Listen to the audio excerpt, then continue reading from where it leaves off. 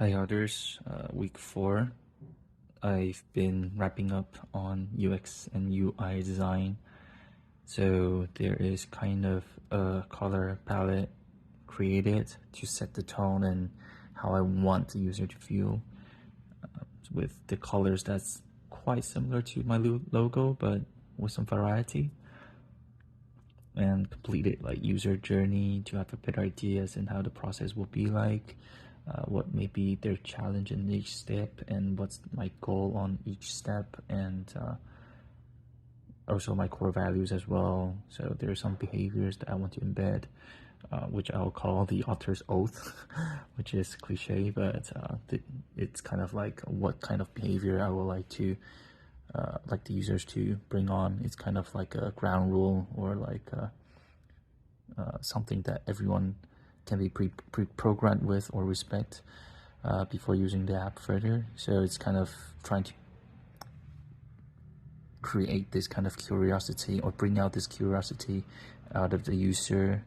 Try to let people know, or the users to know, that there's no need to jump into reaction. It's more important to show appreciation and take time to really listen, learn, understand, think, and digest. We just don't need to jump into response like we have to in real life. It's better now, just at least in this environment, wanted to make it a place that you can think, and eventually, of course, to express my kind of motto now, or my perspective of meaning of life, which is to live and to love. And also to make sure that this is a space of respect and acceptance, so people are willing to share their most personal experience without being judged or uncomfortable. So now I'll be moving forward to using Flutterflow, which is the no-code platform I'll be using to prototype. They have some templates available that I can kind of refer to, or at least learn from these examples, and I will be building up my own. There's gonna be it's more screens than I expected, and more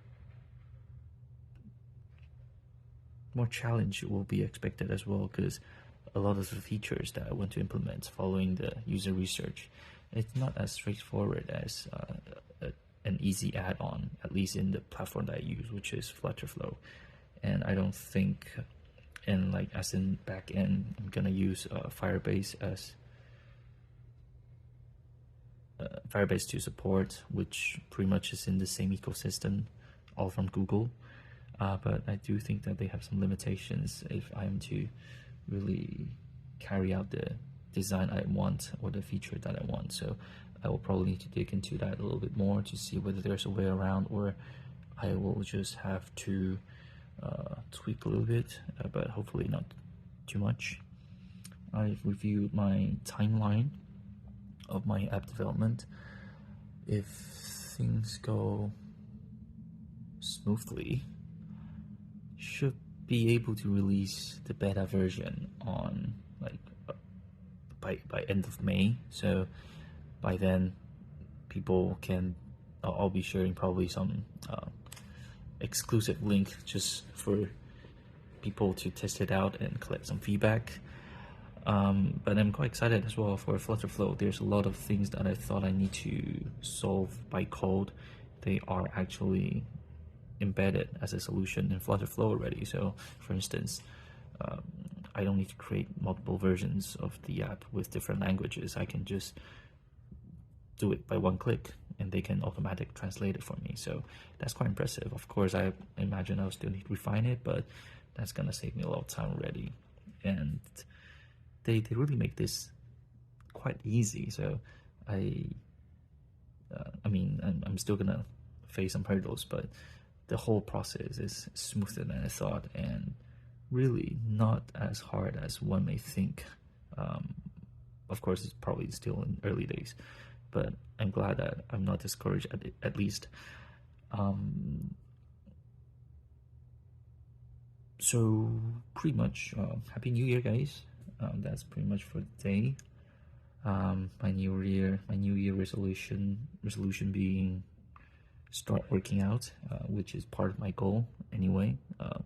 That's my gap year. So I downloaded an app that's gonna hopefully help me on that. Because making things more like a to-do list, it works better for me. But anyways, see you guys next week.